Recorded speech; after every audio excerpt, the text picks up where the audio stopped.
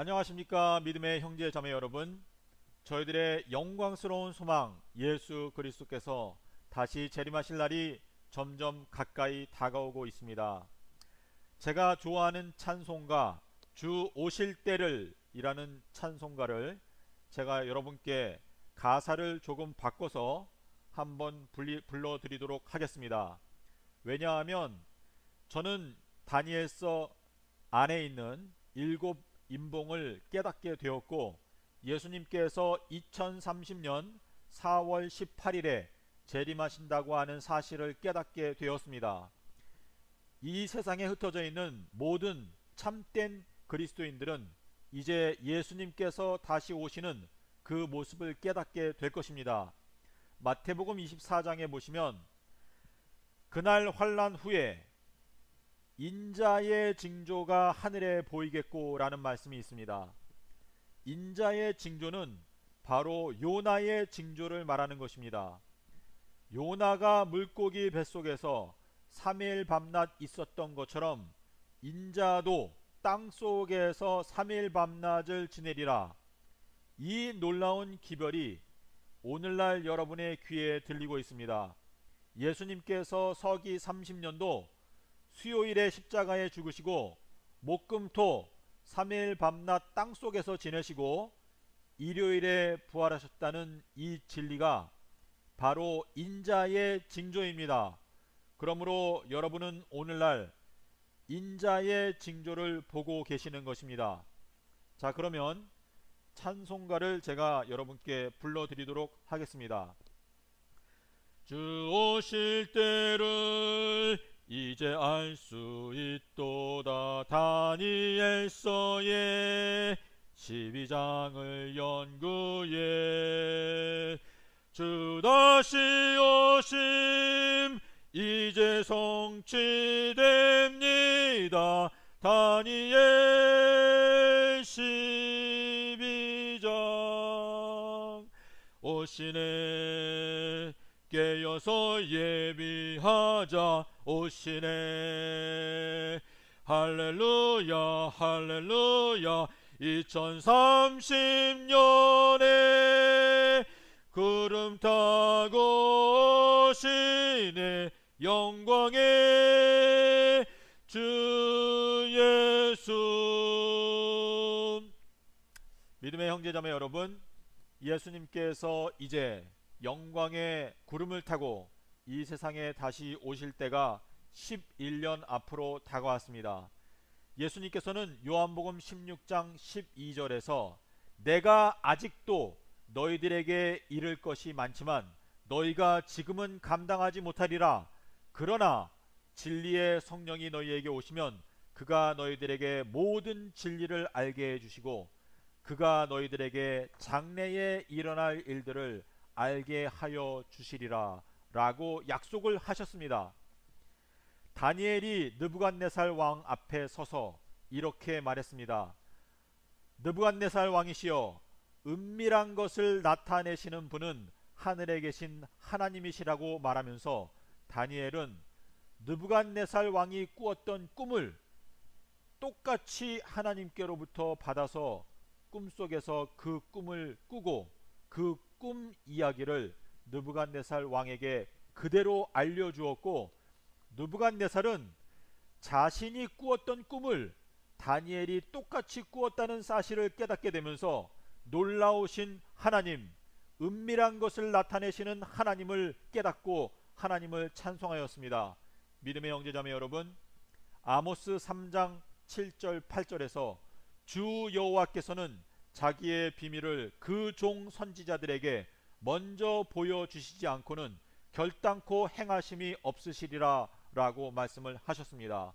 그리고 사자가 울부짖은즉 누가 두려워하지 않겠으며 여호와께서 말씀하신즉 누가 예언하지 않겠느냐 라고 말하였습니다.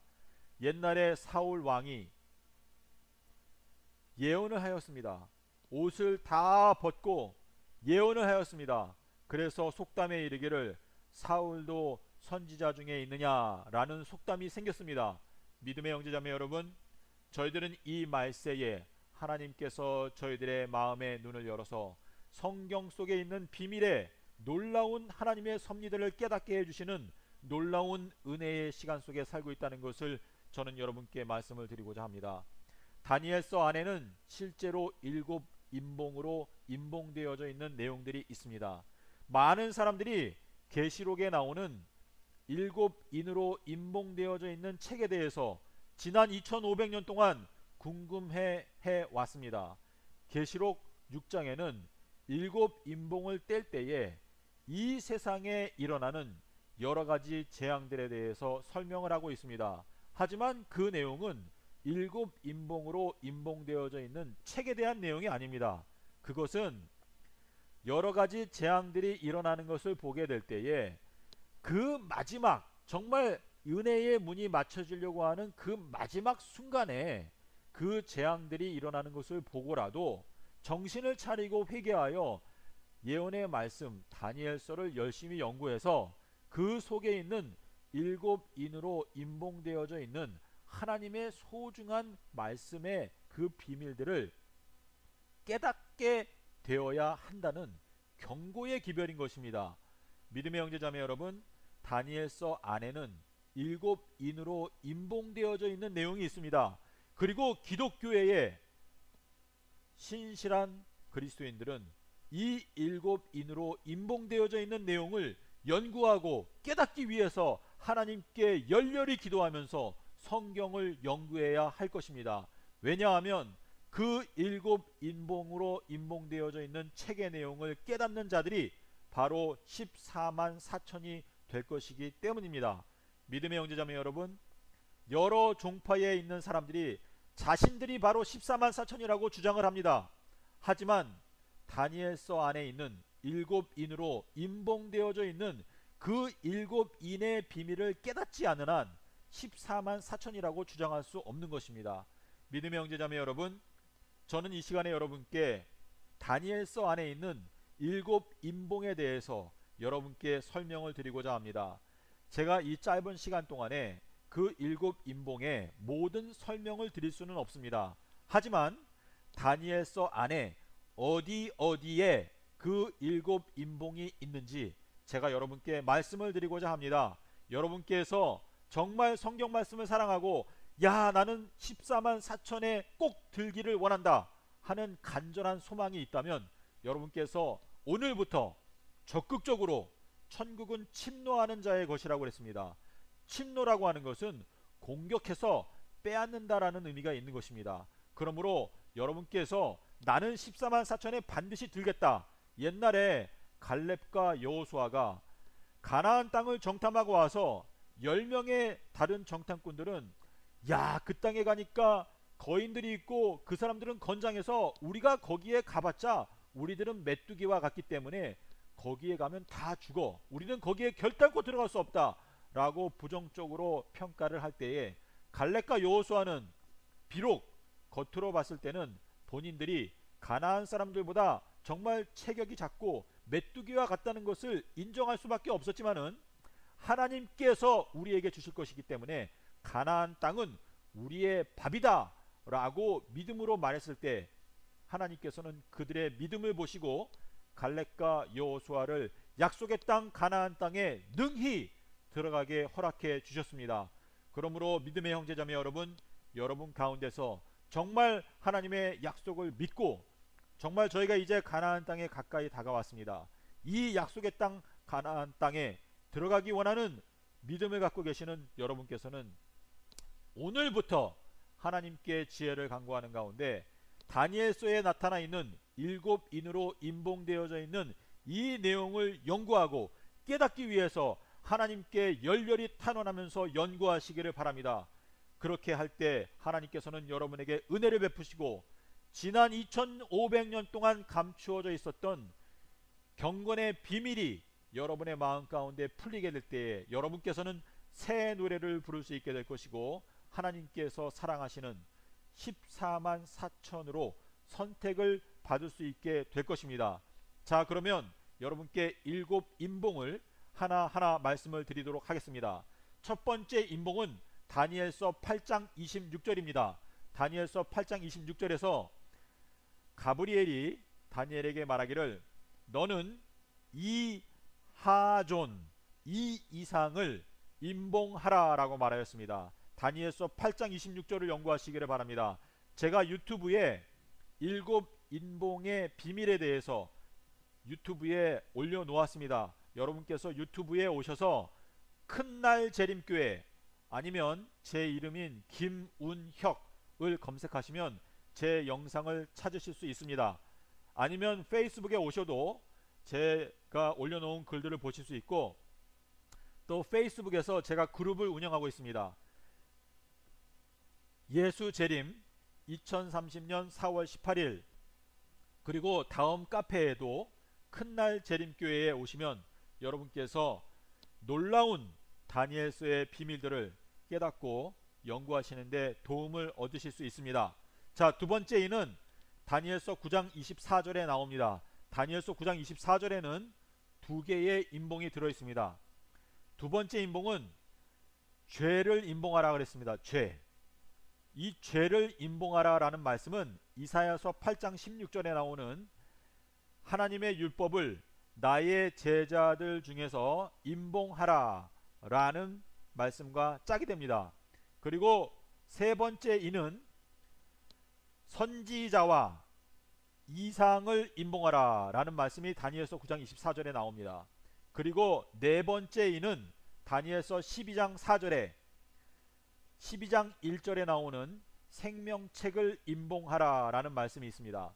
그리고 다섯 번째 인은 다니엘서 12장 4절에 이 말씀들을 인봉하라, 거기에서 말하는 이 말씀들은 다니엘서 10장 그리고 다니엘서 11장을 말하는 것입니다.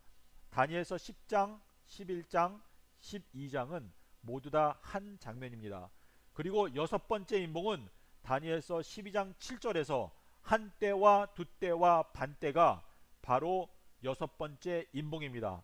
그리고 일곱 번째 인봉은 다니엘서 12장 11절 12절에 나오는 1290일과 1335일입니다. 자, 제가 이렇게 일곱 가지를 말씀을 드렸는데요. 여러분께서 이 일곱 가지의 인봉을 깨닫기 위해서는 상당히 시간이 필요합니다. 저는 예수님께서 2030년 4월 18일에 재림하신다는 것을 깨달았습니다. 그리고 제가 그 자세한 내용을 여러분께 설명을 드릴 수 있습니다. 그런데 이 다니엘서에 있는 이 일곱 가지 인봉을 깨닫기 위해서는 여러분께서 마태복음 12장 40절을 반드시 연구하셔야 합니다. 골로새서 2장 3절에서 이렇게 말했습니다. 주 예수 그리스도 안에는 모든 지혜와 지식의 보화가 감추어져 있느니라 라고 말씀을 하셨습니다. 그러므로 다니엘서와 계시록을 깨닫기 위해서는 마태복음 12장 40절의 말씀을 아셔야 합니다. 마태복음 12장 40절은 계시록과 다니엘서의 그 비밀들을 열 수 있는 황금 열쇠입니다. 다니엘서에 있는 이 일곱 인봉을 깨닫게 하는 가장 핵심적인 황금 열쇠가 바로 마태복음 12장 40절입니다. 예수님께서 말씀하시기를 내가 이 악하고 음란한 세대에게 줄 수 있는 유일한 표적은 바로 요나의 표적인데, 요나가 물고기 뱃속에서 3일 밤낮 있었던 것처럼 인자도 땅 속에서 3일 밤낮을 지내리라 라고 말씀을 하셨습니다. 마가복음 8장 12절에서 예수님께서는 분명하게 말씀하시기를 진실로 너희에게 이르노니 이 세대에게는 다른 표적을 주지 않고 오직 요나의 표적만 주겠다라고 말씀을 하셨습니다. 이 요나의 표적, 요나의 징조가 바로 인자의 징조입니다. 마태복음 12장 30절에서 그날 환난 후에 하늘에 별들이 떨어지고 해가 어두워지는 일이 있는데, 그 일이 있고 난 후에는 하늘에 인자의 징조가 보이겠다라고 말씀을 하셨습니다. 과거에 1780년에 갑자기 대낮에 태양이 어두워지는 사건이 있었습니다. 그리고 1833년도에는 미국에서 유성우 하늘의 별들이 소낙비처럼 떨어지던 사건이 있었습니다. 그리고 오늘날에는 저희가 인자의 징조가 바로 요나의 징조라는 것을 마태복음 12장 40절이 말하고 있습니다. 그래서 오늘날은 저희들의 눈에 인자의 징조, 요나의 징조가 보이는 시대에 저희들은 살고 있습니다. 인자가 땅 속에서 3일 밤낮을 지내리라.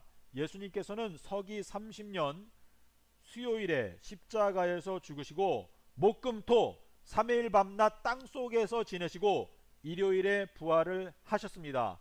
이것이 바로 인자의 징조입니다.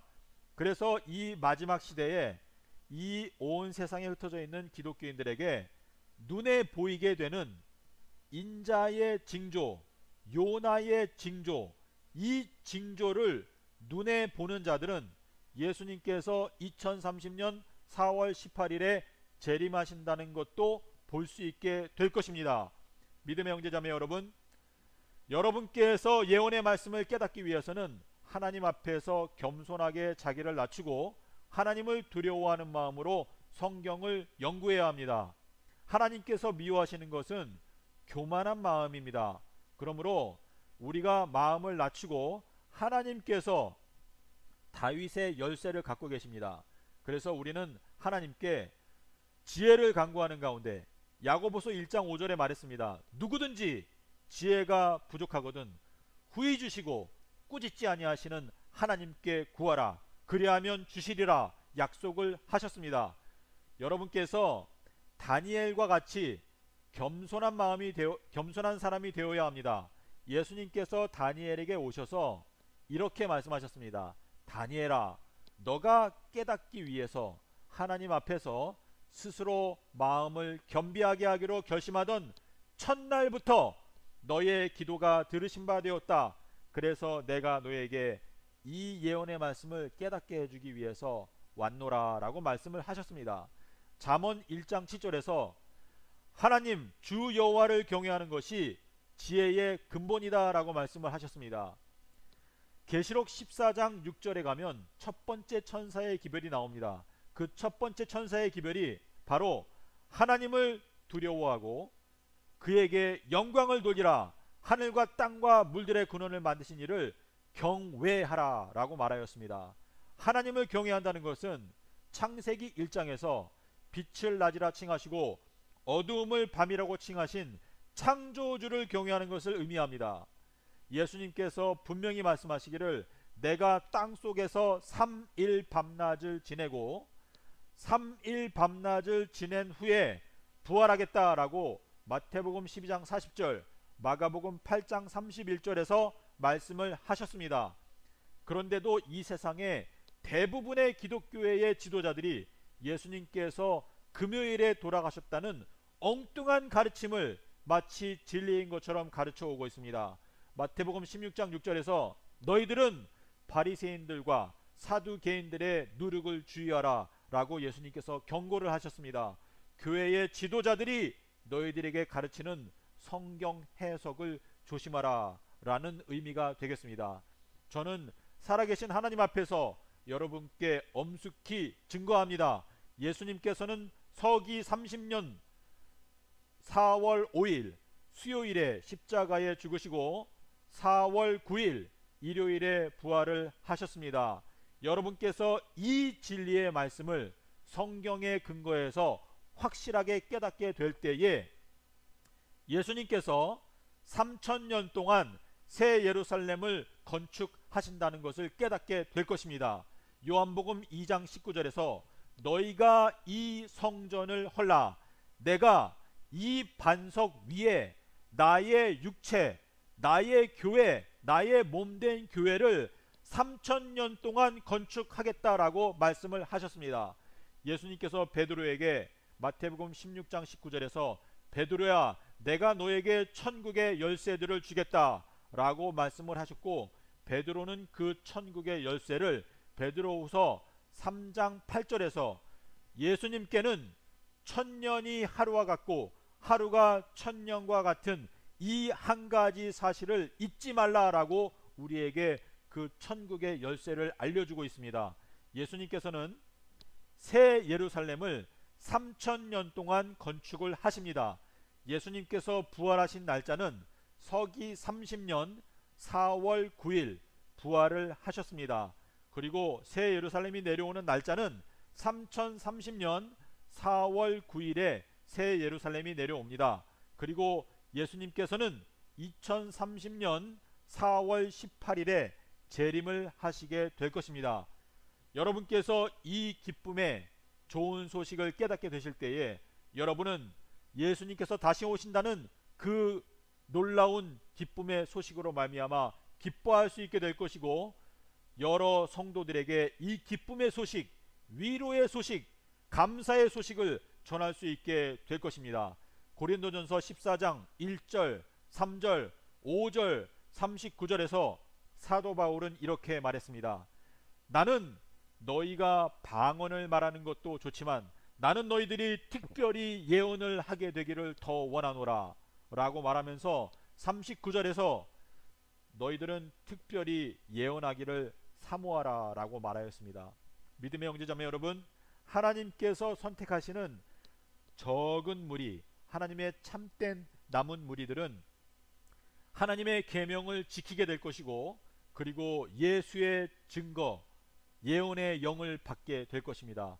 계시록 12장 17절에 보시면 그 여자의 씨의 마지막 남은 자손들은 하나님의 계명을 지키고 예수의 증거를 가진 자들이 될 것이다 라고 설명하고 있습니다.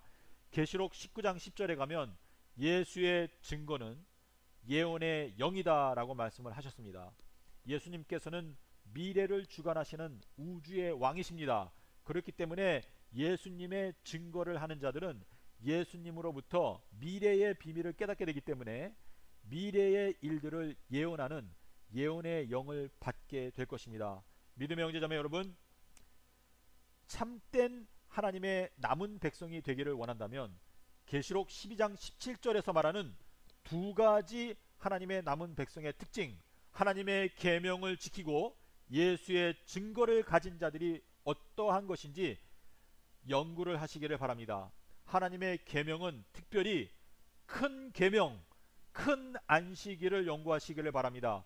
큰 안식일은 바로 예수님의 십자가의 놀라우신 사랑을 영원토록 기념하기 위해서 예수님께서 십자가 위에서 제정하신 기념일, 큰 안식일입니다. 그것은 연례 안식일이고 1년에 한 번 돌아오는 예수님의 십자가의 기념일인 것입니다. 여러분, 저희들은 이 지구 역사의 가장 마지막 장면에 접어들고 있습니다. 여러분께서 오늘 하나님 앞에 주님, 저는 14만 4천에 들기를 원합니다. 그리고 제가 14만 4천에 들기 위해서 저는 모든 것을 다 투자하여 이 놀라우신 기별을 깨닫기 위해서 최선을 다하겠습니다. 주님, 저를 도와주십시오 라고 하나님 앞에 약속을 한 다음에 성경 말씀을 연구하기 위해서 오늘부터 최선을 다하시기를 바랍니다. 믿음의 형제자매 여러분, 2023년 4월 1일부터는 1260일 동안 전 세계적으로 비가 오지 않게 될 것입니다. 그때부터 이 온 세상은 환난과 어려움이 시작될 것입니다. 그러므로 저희가 성경을 연구할 수 있는 정말 황금과 같은 시간은 이제 4년밖에 남지 않았습니다. 자, 이제 오늘부터 여러분께서 예수 그리스도의 예언대학교에 입학한다고 생각하시고 4년 동안 예언의 말씀을 열심히 연구하시기를 바랍니다. 그러면 하나님께서 여러분의 노력에 깨달음으로 응답해 주실 것을 믿을 수 있을 것입니다. 하나님께서는 여러분에게 지혜를 주시고 예언의 말씀을 깨닫게 해주시고 14만 4천만이 부를 수 있는 새 노래를 부를 수 있도록 허락해 주실 것입니다. 믿음의 형제자매 여러분, 저는 대한민국에서 14만 4천에 해당되는 사람들이 가장 많이 나오게 되기를 기도하고 있습니다. 믿음의 형제자매 여러분, 14만 4천 하나님의 인침을 받지 못하는 자들은 거짓 기독교인들로 판명해 나게 될 것이고, 거짓 기독교인들은 모두 다 한날 죽임을 당하게 될 것입니다. 이사야서 9장 14절에서 하나님께서는 머리와 꼬리와 몸뚱아리를 하루에 모두 멸망시키겠다라고 말씀을 하셨고, 그 거짓 기독교인들이 모두 한날 멸망을 당하게 되는 날은 2026년 9월 21일이 될 것입니다. 믿음의 형제자매 여러분, 저희들은 실로 두렵고 엄숙한 때에 살고 있습니다.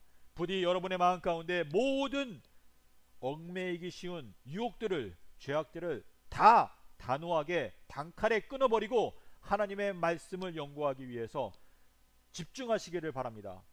우리가 이 세상에서 보는 모든 것들은 이제 금방 안개와 같이 사라져 없어져 버리게 될 것입니다. 그러므로 하나님을 두려워하는 가운데, 주님, 제가 지난 세월 동안은 비록 주님을 첫 번째 자리에 두지 않고 생활해 왔지만은 오늘부터는 제가 하나님 앞에 회개하고 하나님의 약속의 14만 4천에 들기 위해서 제가 최선을 다하겠습니다. 주님, 저를 불쌍히 여겨주시고 저에게 지혜를 주셔서 제가 이 예언의 말씀을 깨달을 수 있도록 은혜를 허락해 주시옵소서. 간절히 기도하고 오늘부터 성경 말씀에 집중하시기를 바랍니다. 믿음의 형제자매 여러분, 여러분의 자녀들 중학교, 고등학교, 대학교에 있는 자녀들이 있으십니까? 옛날에 이스라엘 백성들이 자기의 자녀들을 몰렉에게 불에 지나가게 하면서 제물로 바쳤습니다. 이 말세에도 많은 기독교인들이 자신의 자녀들을 이 우상 숭배에 제물로 바치고 있습니다. 지금 현재 초등학교, 중학교, 고등학교에 있는 자녀들을, 여러분, 이 지구의 역사가 끝이 왔습니다. 그리고 여러분의 자녀들에게 먹여야 하는 것은 바로 생명의 말씀입니다. 예수님께서 분명히 말씀하셨습니다. 내가 너희에게 이른 말이 영이요 생명이라 라고 말했습니다. 그런데 많은 기독교회의 부모들이 자기의 자녀들에게 생명의 말씀을 먹이는 것은 두 번째 아니면 최고 마지막 순서에다 놓고, 어떻게 하면 우리 아들을 서울대학에 보내서 이 세상에서 출세하고 돈을 많이 벌고 정말 떵떵거리면서 살게 할까, 어떻게 하면 우리 아들을, 우리 딸을 이 세상에서 유명한 사람으로 만들까, 예, 고민을 하고 있습니다. 믿음의 형제자매 여러분, 예수님께서는 넓은 문, 넓은 길로 가지 말라고 그랬습니다. 넓은 문은 찾는 이가 많다고 그랬습니다. 멸망으로 인도하는 문은 그 문이 넓고 찾는 이가 많습니다. 하지만 생명으로 인도하는 문은 그 길이 좁고 협착하기 때문에 찾는 이가 거의 없다고 말했습니다. 믿음의 형제자매 여러분, 다른 사람들의 분위기를 따라서 똑같이 하려고 하지 마십시오. 눈치를 보지 마십시오. 저희들은 오직 예수 그리스도를 바라보고 어린 양이 어디로 인도하든지 따라가고자 하는 확고한 결심을 갖고 예수님을 따라가시기를 바랍니다. 많은 사람들이 서울로 명예와 성공을 위해서 서울로 모일 때에 저희들은 광야, 하나님의 말씀을 연구하기 위해서 광야로 가야 합니다. 그리고 그 광야에서 하나님의 말씀을 듣기 위해서 말씀을 펴고 불철주야 성경을 연구해야 합니다. 세상 사람들이 말할 것입니다. 아니, 젊은 사람이 왜 그래? 하나님의 말씀은 나중에 은퇴한 다음에 천천히 연구해도 돼. 아니, 젊은 사람이 자기 자식도 부양하고 돈도 벌고 이 세상에서 자기가 가장으로서의 책임을 잘 감당할 생각을 해야지, 왜 엉뚱하게 성경 말씀, 아니 성경 말씀 누가 연구하지 말래? 하지만 그거는 나중에 천천히 해도 돼. 이런 식으로 말을 할지라도 여러분 개의치 마시기 바랍니다. 옛날에 노아 방주에 들어가고 싶은 마음이 있었지만은 그 방주에 들어가지 못했던 수많은 사람들이 있었습니다. 그 사람들이 방주에 들어갈 용기가 없었던 이유는 주변 사람들의 눈치를 보다가 방주에 차마 들어가지를 못했습니다. 방주에 들어가게 되면 뭔가 모자라고 조금 이상하고 정신이 조금 너무 극단적이다 라는 판단, 평가를 듣는 것이 두려워서 그 사람들은 방주에 들어가지를 못했습니다. 믿음의 형제자매 여러분, 저는 여러분께 강력히 권고를 드립니다. 다른 사람 눈치 보지 마십시오. 저희들은 사람을 두려워할 필요가 없습니다. 이사야서에서 이렇게 말했습니다. 너희는 인생을 의지하지 말라. 그들의 호흡이 코에 있으니 수에 칠 가치가 어디 있느뇨? 라고 말씀을 하셨습니다. 부디 여러분께서 오늘부터 하나님의 말씀을 확실하게 깨닫기 위해서 부지런히 성경을 연구할 때에 하나님께서 여러분에게 은혜를 베푸실 줄로 믿습니다. 감사합니다.